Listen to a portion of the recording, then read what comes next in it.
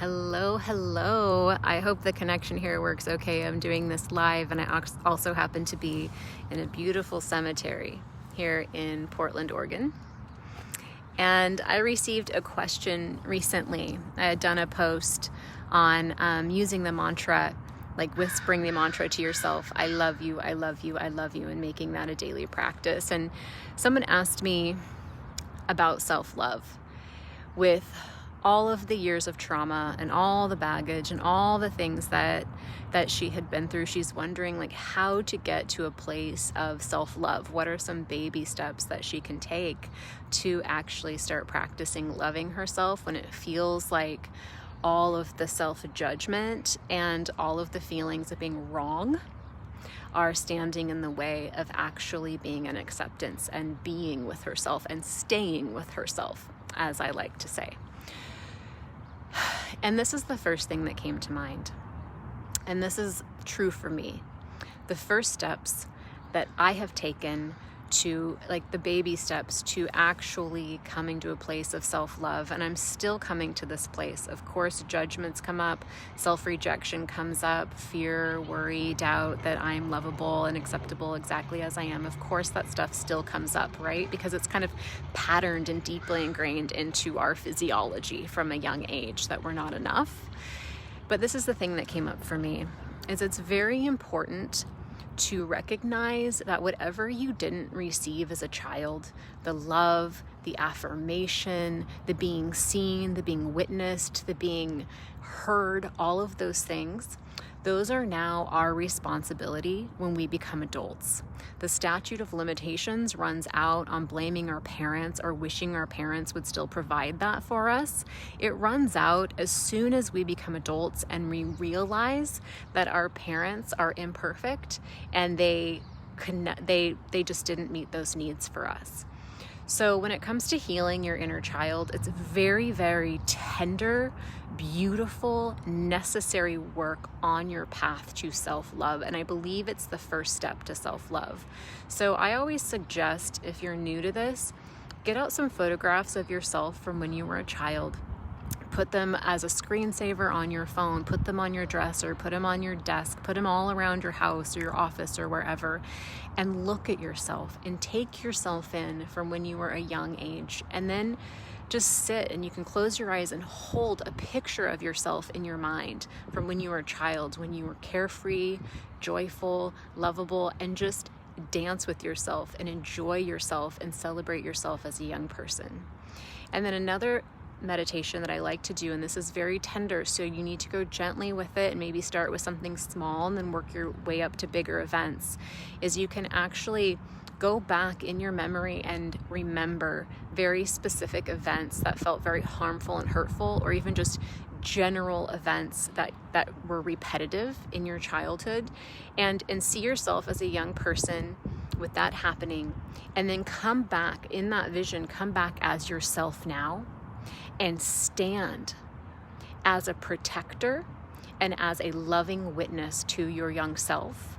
And then take your young self by the hand or pick your young self up and remove them from that situation and take your young self into a new atmosphere, a new environment that feels safe and loving. I often pick somewhere in nature. And this is all happening visually, or you can write it down like it's a story happening, whatever really works for you.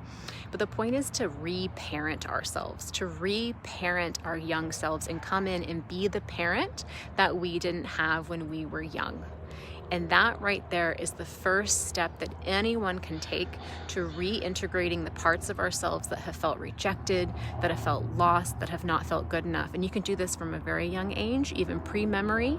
And you can go back into your teenage years and even your early 20s or 30s, or any part of your life in which you have pushed yourself away, or you felt set aside, or you were actually looking outside yourself for love and approval. You go back and you give yourself the love and the approval that you needed. Because the truth is, you are your greatest friend and ally. You are the person who is always there throughout your entire life. No one understands what you have been through more than you, because you have been there for every single moment of your life. So if there's anyone who can come in and offer love and grace and care and give the words that you so much have wanted to hear from other people, it's you. So that's the very first step, and it's actually not a very small step, but you can take these steps in very small ways. So as you notice things coming up, instead of pushing yourself away, instead of feeling that rejection and that judgment, come in with grace and love and compassion. Make a list of all the things that you wish your parents or the adults in your life had provided for you, and then decide that you're going to provide those things for yourself. Because again, now that you know that you are responsible for yourself now as an adult, we can no longer blame our parents for what they didn't give us. They really did do the best they could with what they were given. And we can't really forgive, and we can't release that resentment until we reintegrate with ourselves in our lives. So anyway, thank you, Jessie. I see you here feeling that. And isn't it really interesting that I'm sitting here in a graveyard while I'm talking about self-love?